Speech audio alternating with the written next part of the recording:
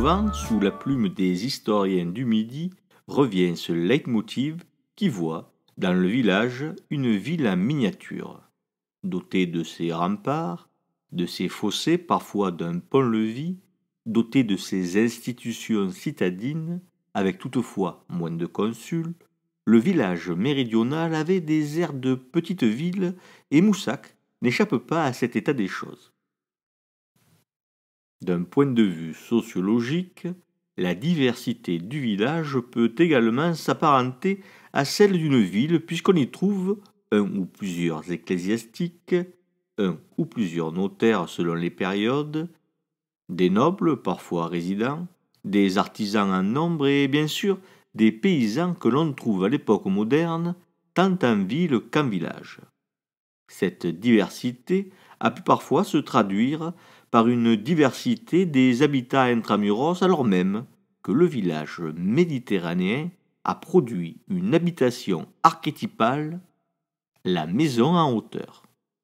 Curieusement, l'extension géographique en France de la maison en hauteur, villageoise, recoupe la zone d'extension du droit écrit, celle des consulats et, in fine, celle de l'incastellamento.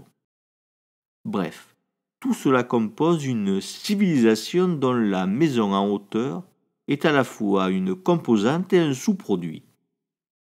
Cette maison en hauteur procède donc d'une pression seigneuriale qui, en regroupant autoritairement les hommes, va imposer un urbanisme que l'on qualifie de savant parce qu'il se réfère à un modèle préétabli.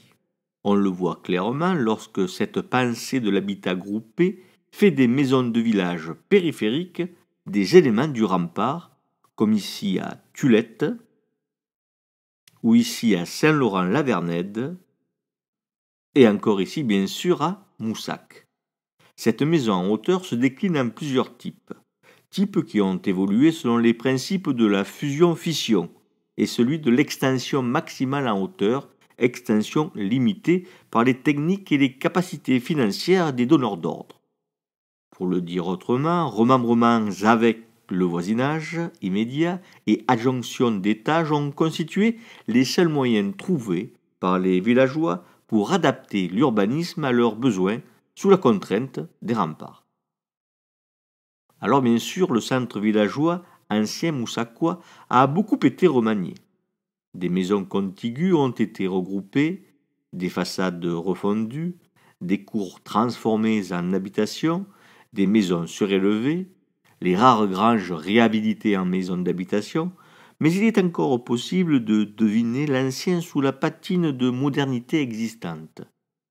L'archétype de la maison de village de l'époque moderne, disons la maison du XVIIe et du XVIIIe siècle, se compose d'un ou deux étages selon la richesse de l'Oustau, c'est-à-dire de la famille lignagère qui transmet l'essentiel de son patrimoine à un seul héritier pour préserver son rang social.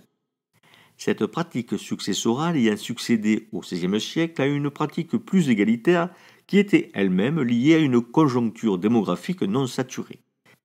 Bref, au XVe siècle, après les catastrophes épidémiques, la guerre de Cent Ans et tutti quanti, il y a de la place pour de nouveaux venus. On peut donc partager les héritages, car il reste des terres à défricher et chacun pourra arrondir son bien. À la fin du XVIe siècle, le monde est plein, les villages saturés. Pour préserver l'Oustau, il faut donc instaurer un héritier universel. Cette évolution transparaît dans le village où les maisons s'agglutinent en ne se divisant plus. Cette maison typique du XVIIe siècle, donc, elle se compose d'un rez-de-chaussée, dont une partie est réservée à l'escalier pour atteindre le premier étage, quand celui-ci n'est pas extérieur à la maison. Notons qu'un escalier extérieur est souvent une marque d'ancienneté, car avec le temps, les villages toujours plus à l'étroit, derrière leurs remparts, ont fini par les faire disparaître. Ce rez-de-chaussée, avec son escalier internalisé, donc, sous la pression de la conjoncture démographique, était l'espace fonctionnel pour ces populations toujours ou presque paysannes. On y stockait les outils et les animaux. À l'étage, la cuisine et les chambres sur un même plan ou superposés, si un étage supplémentaire était construit avec sous comble le grenier, où on entassait les sacs de grains.